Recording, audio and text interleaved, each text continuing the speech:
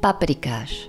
Takýto fajný paprikáš, ešte k tomu s domácimi haluškami, to je hold klasika mamičkinej kuchyne. Jedlo, ktorému odolá málo kto. Budeme potrebovať kilo kuracieho mäsa, 250 g cibule, jednu červenú čerstvú papriku, 50 g bravčovej masti, jednu polievkovú lyžicu papriky mletej sladkej, jednu polievkovú lyžicu pretlaku rajčinového, 200 ml smotany kyslej a 200 ml smotany na varenie. Na prípravu paprikáša je vhodné použiť kuracie stehná, ktoré sú šťavnatejšie než prsia.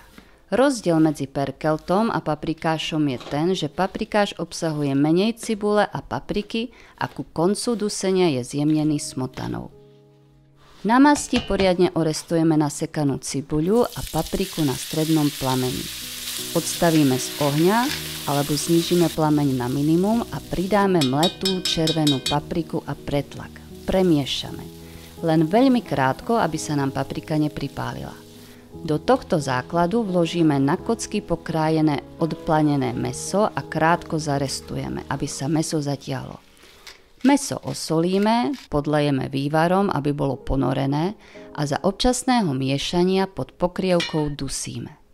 Z paprikášu necháme bez pokrievky odpariť väčšiu časť tekutiny a medzi tým si pripravíme smotanovú zálievku. A to tak, že do misky dáme hustú kyslú smotanu spolu so sladkou smotanou a pridáme na beračku horúcej šťavy z paprikášu. To robíme preto, aby sa smotana v paprikáši nezrazila, lebo zálievka nesmie byť studená.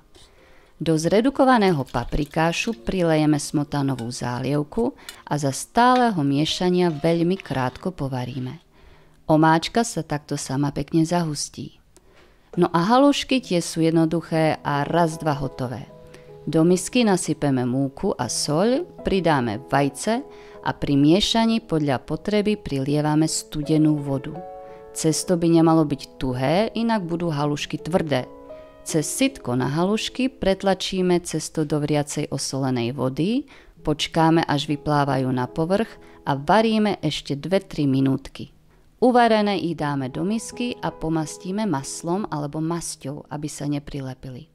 Podávame ich ako prílohu k nášmu skvelému paprikášu. Celý recept nájdeš na Bonvivánoch.